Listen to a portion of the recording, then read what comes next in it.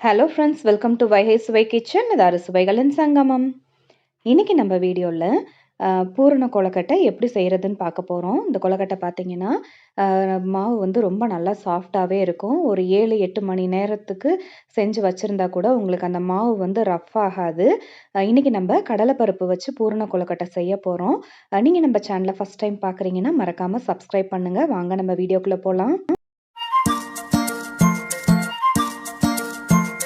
கொழுக்கட்டை செய்கிறதுக்கு பச்சரிசி மாவு 1 கப் வந்து எடுத்துக்கலாம். பூரணத்துக்கு 1 கப் வந்து கடலைப்பருப்பு எடுத்திருக்கேன். இப்போ நம்ம எடுத்து வச்சிருக்க கடலைப்பருப்பை ப்ரெஷர் குக்கரில் போட்டு அது நல்லா வேகிறதுக்கான தண்ணி வந்து சேர்த்துக்கலாம். ஒரு 1½ கப் அளவுக்கு தண்ணி சேர்த்துக்கலாம்.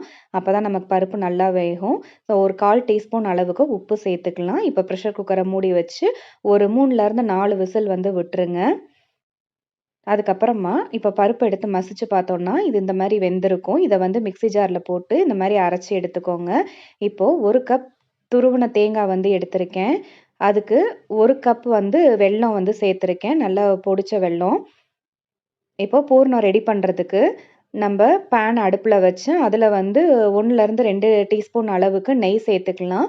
இந்த நெய்யில வந்து நம்ம துருவி வச்சிருக்க தேங்காய வந்து லைட்டா வறுத்து எடுக்க போறோம். இந்த மாரி வறுத்து எடுக்கிறனால டேஸ்ட்டும் நல்லா இருக்கும். இப்போ கொழுக்கட்டை மீதம் ஆயிருச்சு அப்படின்னா, உங்களுக்கு அது கெட்டும் வந்து போகாது. இப்போ இன்னொரு கடாயில இப்போ எடுத்து வச்சிருக்க 1 கப் வெல்லத்த சேர்த்து, அதுல வந்து 1 டேபிள் ஸ்பூன் அளவுக்கு நம்ம தண்ணி சேர்த்துக்கிறோம். இந்த வெல்லம் கரையிறதுக்காக. இதுக்கு வந்து எந்த பக்குவமும் இல்ல. வெல்லம் நல்லா கரைஞ்சு இந்த மாரி நுரைச்சு வரும். இத நீங்க வடிகட்டி எடுத்துக்கலாம். நான் சேர்த்திருக்க வெல்லத்துல வந்து பார்த்தீங்கன்னா, அந்த தூசிகள்லாம் இல்லாம இருக்கு. நம்ப அரைச்சு வச்சிருக்கிற கடலை பருப்ப வந்து நம்ம போட்டு நல்லா இந்த மாரி வந்து வதக்கி விட்டுறலாம். ஸோ நம்ம இந்த வெல்லம் வந்து இந்த கடலை பருப்புல வந்து கம்ப்ளீட்டா வந்து இந்த மாரி படணும். அதுக்கப்புறம் நம்ம லைட்டா வறுத்து வச்சிருக்க தேங்காயும் வந்து நம்ம சேர்த்துக்கலாம். தேங்காய் சேர்த்ததுக்கு அப்புறமா இந்த மாரி நல்லா மிக்ஸ் பண்ணி விடுங்க. நம்ம வெல்லம், கடலை பருப்பு, அதுக்கப்புறம் தேங்காய் இது எல்லாமே வந்து ஒண்ணு திரண்டு வரும். இப்போ 1 டீஸ்பூன் அளவுக்கு நம்ம ஏலக்காய் பொடி சேர்த்துக்கலாம். அதாவது 3லேருந்து 4 ஏலக்காவ பொடி பண்ணி போட்டிருக்கேன்.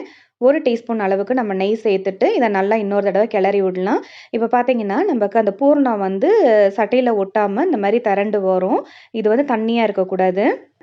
இப்ப நம்ம கொழுக்கட்டைக்கு மாவு ரெடி பண்றதுக்காக கடாயில 1½ கப் அளவுக்கு தண்ணி வந்து சேர்த்துக்கலாம். நம்ம 1 கப் மாவு எடுத்திருக்கோம். அதுல 1 டீஸ்பூன் அளவுக்கு நெய் இல்லன்னா வந்து எண்ணெய் சேர்த்துக்கோங்க. 1/4 டீஸ்பூன் அளவுக்கு உப்பு சேர்த்துக்கலாம். நம்ம வெல்லத்திலேயே உப்பு இருக்கும். அதனால பார்த்து சேர்த்துக்கோங்க. இப்போ இந்த மாரி தண்ணி வந்து கொதிச்சு வரும்போது, இப்போ இந்த நம்ம எடுத்து வச்சிருக்க மாவ சேர்த்து இந்த மாரி நல்லா கட்டி இல்லாம கலக்கி விடுங்க. ஸ்டவ்வ வந்து சிம்ல வச்சுக்கோங்க. இல்லன்னா வந்து மாவு கீழ வந்து ஒட்ட ஆரம்பிச்சுரும். நம்ம எடுத்திருக்க தண்ணியே போதுமானது.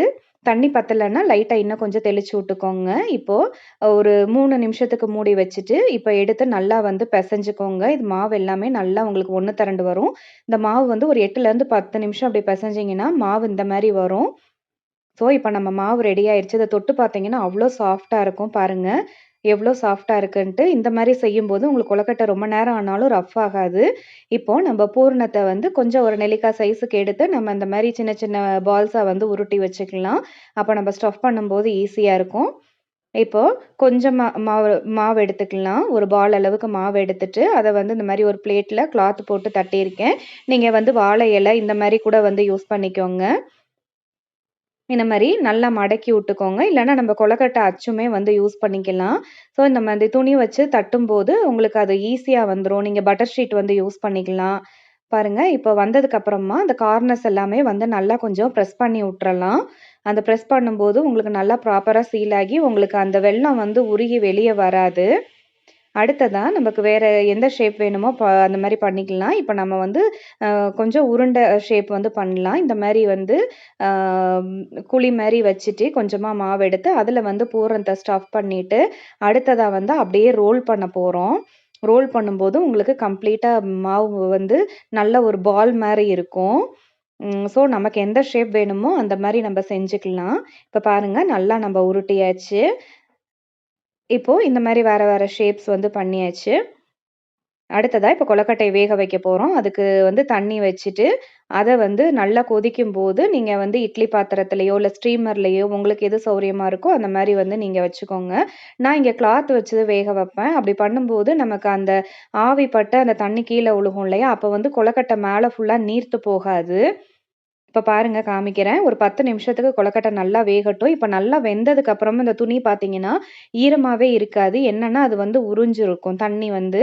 இல்ல நீங்க வாழை இல போட்டும் வேக வைக்கலாம். அதோட ஃப்ளேவர் நல்லாருக்கும். இப்ப நம்ம கொழுக்கட்டை வந்து வெந்துருச்சு. இது வந்து ஒரு 6லருந்து 8 மணி நேரம் ஆனாலுமே இந்த கொழுக்கட்டை எப்பயுமே சாஃப்ட்டா இருக்கும். ஸோ நீங்க இந்த கொழுக்கட்டைய வந்து செஞ்சு பாருங்க. இதுல கொஞ்சமா மேல நெய் தூவி விட்டீங்கனாலும் நல்லா சூப்பரா இருக்கும். இந்த ரெசிபி உங்களுக்கு புடிச்சிருக்குதா அப்படின்னு சொல்லிட்டு, நீங்க உங்க ஃபீட்பேக்க கமெண்ட்ஸ்ல தெரிவிங்க. நீங்க நம்ம சேனல ஃபர்ஸ்ட் டைம் பார்க்குறீங்கன்னா, மறக்காம சப்ஸ்கிரைப் பண்ணுங்க. கூடவே இருக்க பெல் ஐகான கிளிக் பண்ணிக்கோங்க. நம்ம போடுற வீடியோஸ் உங்களுக்கு உடனுக்குடனே நோட்டிஃபிகேஷன்ல வரும். தேங்க் யூ ஃபார் வாட்சிங் வைகை சுவை கிச்சன். இது அறுசுவைகளின் சங்கமம்.